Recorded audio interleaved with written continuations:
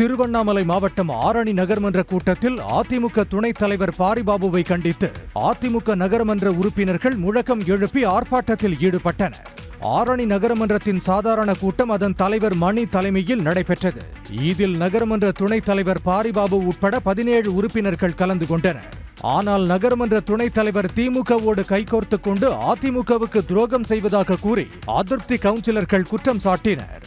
நாங்கள் சேர்மன் கிட்ட பேசுகிறோம், இந்த மாதிரி மக்களுக்கு எந்த பயன்பாட்டையும் நல்லது பண்ண மாட்டோம், எல்லாமே பிரச்சனையாக இருக்குது அப்படின்னு சொல்லிட்டு பேசி நாங்கள் பண்ணிட்டு போகிறோம். நாங்கள் பண்ணுறோங்கிறது அவர் சொல்கிற மறுப்புறாரை கண்டி எந்த ஒரு நடவடிக்கையும் உறுதி கொடுக்க மாட்டோம்.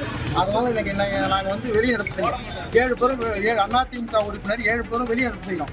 ஆனால் நாங்களாக தேர்வு செய்யப்பட்ட துணைத் தலைவர் அவர் யாருக்கு தகவல் சொல்லாமல் அவர் 6 பேர் மட்டும் உள்ள போய் உட்காந்துக்கிறார். திமுக ஆதரவு கொடுக்குறார்.